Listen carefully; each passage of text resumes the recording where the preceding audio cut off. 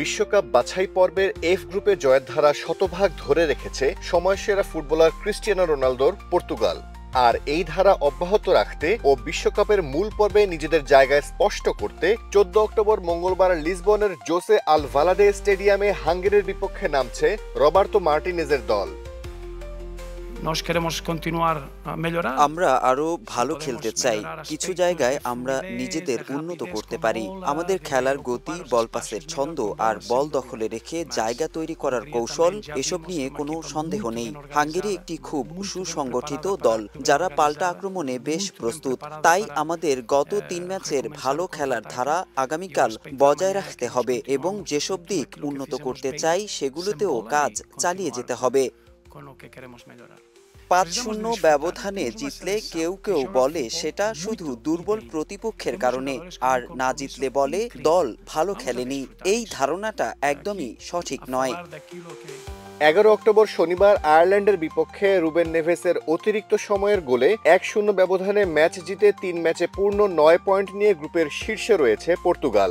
অন্যদিকে 4 পয়েন্ট নিয়ে দ্বিতীয় স্থানে আছে হাঙ্গেরি। তৃতীয় স্থানে আর্মেনিয়া 3 পয়েন্টে, আর 1 পয়েন্ট নিয়ে সবার তলানিতে রয়েছে আয়ারল্যান্ড। এক্সট্রিম মশার কয়েল প্ল্যান্ট ফাইবার দিয়ে তৈরি, ডেঙ্গু, চিকুনগুনিয়া বাহি সহ যে কোনো মশার বিরুদ্ধে দেয় এক্সট্রিম সুরক্ষা।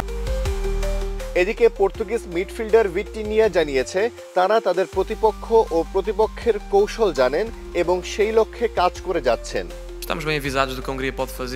আমরা ভালোভাবেই জানি হাঙ্গেরি কি করতে পারে। আমরা ইতিমধ্যে তাদের খেলা বিশ্লেষণ করেছি, আরো কিছু বিশ্লেষণ করব নিশ্চয়ই। আমরা জানি তারা আমাদের কি ধরনের সমস্যা তৈরি করতে পারে এবং তা ঠেকাতে আমাদের কি করতে হবে। একই সঙ্গে যত বেশি সুযোগ তৈরি করে গোল করা যায় সেই সেরা কৌশল নিয়েও আমরা কাজ করছি। আমাদের দলে দারুণ সব খেলোয়াড় আছে।